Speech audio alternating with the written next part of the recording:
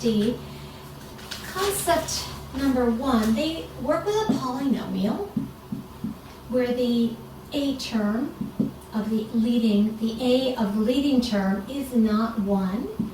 So we're going to see how much fun this can be, because by adding that denominator, it greatly increases all the possible values that we're dealing with here. Okay, so if you're in a college calculus class, college pre-calc class, you might be asked to state all the possible real rational roots.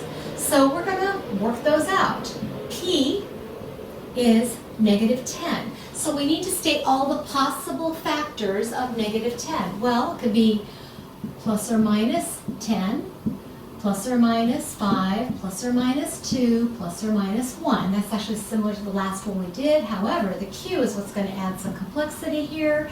This is going to be 6, 3, 2, and 1. Those are all the possible factors.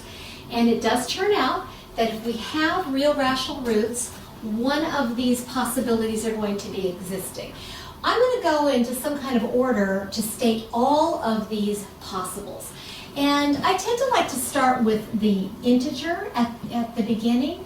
So if you notice, I'm going to take the 1. If I take 1, 2, 5, or 10, my possible integer roots would be plus or minus 10, plus or minus 5, plus or minus 2, plus or minus 1. That's using the 1 in the divisor, all right?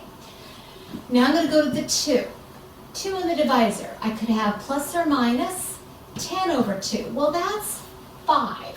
Plus or minus 10 over 2 is plus or minus 5. So that one's already accounted.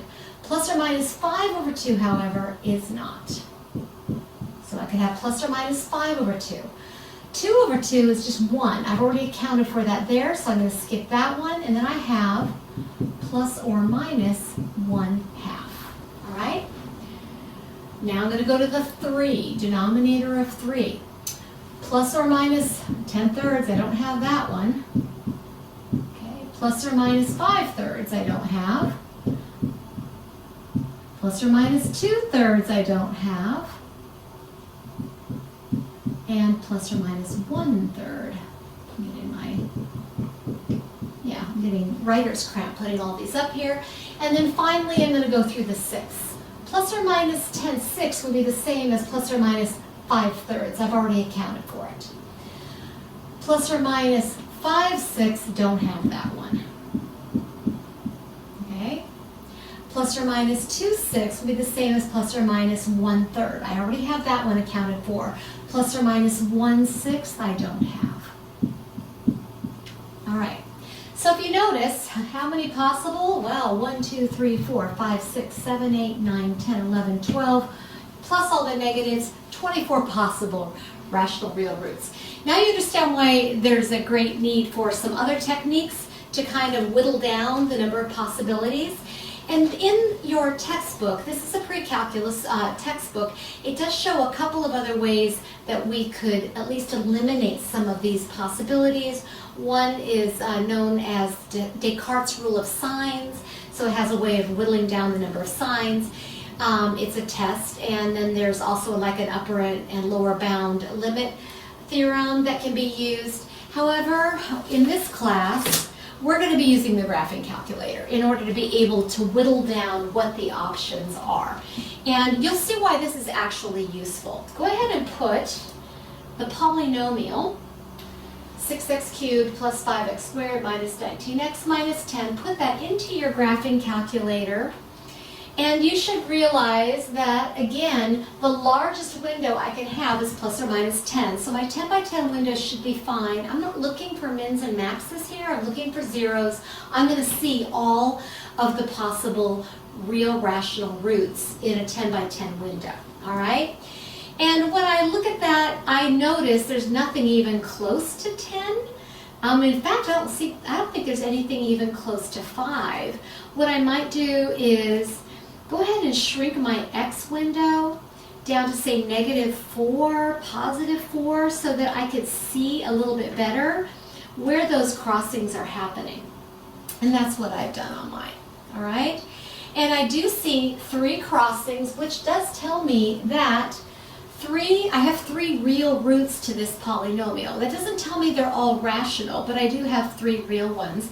Looking at the graph, however, it does look like -2 is a root. So under trace, I'm going to plug in -2, and yes, one of the roots, based on the graphing calculator, is -2. Okay, and there's a multiplicity of 1. It goes right through. Then I'm moving over, and it looks like another one occurs right around -1/2. So I'm going to plug that in and see if I get 0 out, and I do. Okay, -1/2 multiplicity of 1.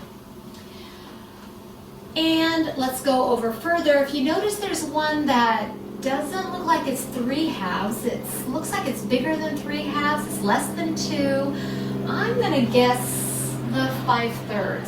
So I'm going to punch in 5 divided by 3, and lo and behold, there is the other root. Okay? So those are all my multiplicities, and that does mean that I can create factors out of all of these. All right? Okay, so I am going to erase all of this, because ultimately what I wanted to do was get to a factored form of this, all right? So given what I see here, x plus 2 would be a factor if -2 is a 0, right? And then x plus 1/2 would be a factor. And then finally, x minus 5/3 would be a factor. And notice something here. These are actually all the factors that create roots. This is not going to be the fully factored form of this polynomial, okay? Because I have a 6 in front of this. So ultimately, I would have to put the 6 in front to get the fully factored form. Because if you notice, I'm going to get x times x times x times 6. That's how I'm going to get my 6x cubed. I hope you do notice, though, that if I multiply this out, right, I would end up, notice the denominators here, that the 2 and the 3, these are actually the factors of 6. That's not going to be an accident. I actually could have, if you notice, put this as 2x plus 1. That would still give me a root of -1/2. And I could put this as 3x minus 5, which again would still give me the root of positive 5/3. And notice that if I multiply x times 2x times 3x, I get 6x cubed, okay? So all 3 forms of this are going to give you the exact same polynomial. This is the fully expanded form. This is the form that shows all of my roots as factors of x minus c. But notice I have fractions, and then if I don't want to indicate fractions, if I just want to show a fully factored form, that's what this would indicate. Okay, so that's kind of what we're doing. We're using, this is a technique. We are using the technology. We're using the graphing calculator rather than guessing and checking. If you notice, if you go through your textbook, there's some examples where they're guessing and checking with synthetic division as many as 7 or 8 different factors. Because even if you can whittle down 24, say down to 8 or 12, you still have 8 or 12 that you got to figure out which of those 3 are your roots, given you don't have any picture of your polynomial. So we're going to be using that as some leverage on our time and our effort. And just keep in mind, if you go into a higher level math class, you may get a situation where they would ask you to do this completely blind, get those 24 possibles, and find ways to whittle that list down, and then do synthetic division to find out which ones are which. Notice one other thing, that because all 3 of these were rational, I didn't have to use synthetic division to get the other part of it like I did with the first example. That was a quartic, it was a 4th degree, and when I could only see 2 real rational roots, I had to divide it by those 2 factors to get the quadratic and then find the irrational roots. Okay, so This chapter here is going to be using all of your chapter 1 skills in order to be able to factor these down to roots. It'll be a little bit of a challenge, but everything should feel familiar. You're just doing something differently.